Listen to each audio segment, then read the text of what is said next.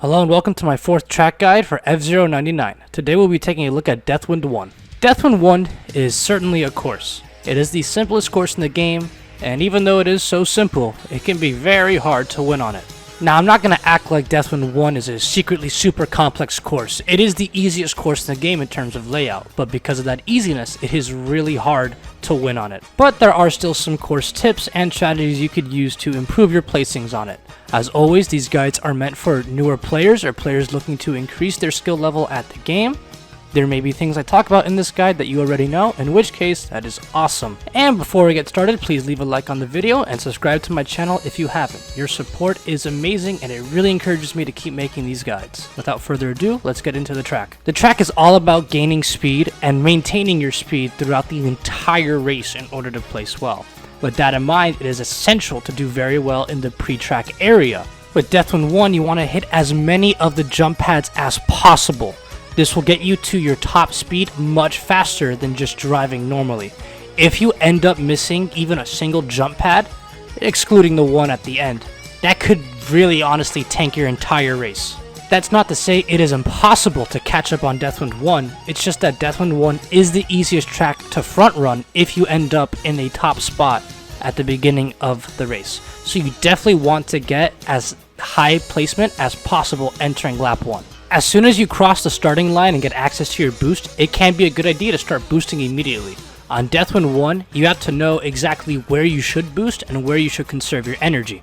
Instead of doing what I usually do with the Skyway, where I show you an overlay of the map and then put stars on it to show where I activate the Skyway, I'm instead going to overlay the map with red squares to represent where I like to boost on the course.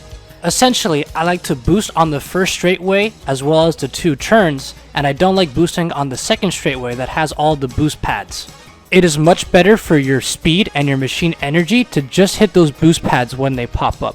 Of course, if you miss them, you can use your machine boosts, but generally, you really want to hit those pads as much as you can.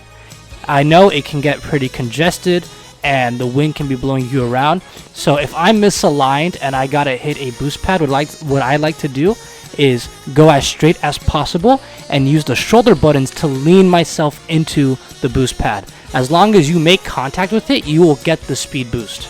In addition to maintaining your speed, you should know how to take the turns well. Thankfully, both turns on the course are incredibly similar. I like to hug the inside as much as possible, and then upon exiting the turn, I like to get my machine into about the middle of the track.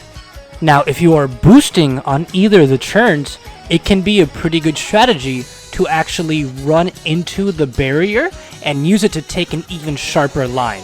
This is high risk, high reward though, because not only are you going to be losing more machine energy to the damage taken from the barrier, but if you end up colliding with the barrier instead of riding it, you're going to bounce around a lot. And due to the nature of the course, you might end up getting KO'd soon after. Now, of course, with the AI bumper snails, it can be very hard to take the turn as tight as possible, so always adjust accordingly depending on what is in front of you. Now, in terms of the Skyway, I honestly activate it almost as soon as I get it, unless I'm about to pass a boost pad or I'm in the pit area. You can get some slight extensions on the Skyway by having it run out around the corners, but it is very minor. The Skyway, more than any other track, is used here to try and cut up as much as possible, so try and make sure to have some good amount of energy on your machine left so that when the Skyway ends, you can immediately start boosting when you hit the ground. Now, of course, if you end up using too many boosts on Deathwind 1 and you start running out of energy, you should play very defensive. Stay away from the big lines, aside from the boost plates, and try to spin when people attack you, because I value placing more than winning most of the time. The grand exception to that is the Grand Prix mode. If you are playing Deathwind 1 in Grand Prix, my whole strategy is get first or die trying. So for Grand Prix mode, depending on where you are placed, either be incredibly aggressive and boost constantly, always being right at the edge of blowing up to maintain a good lead or a high spot, or play it really safe and just try and place high in general. Now, of course, if you are in a high spot entering Deathwind 1, don't sleep on it though, because it is very easy to mess up with how simple and easy it is. And you could go into it placed in first, and then at the end of it, you fall all the way down to 6th place because you placed way lower than your competition.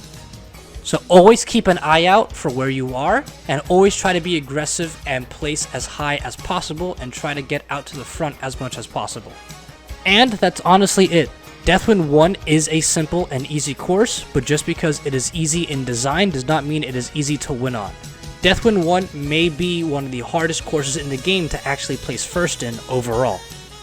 But hopefully with this video, I taught you something new that you didn't know, and you'll be able to place higher than you have been previously with these new tips and tricks.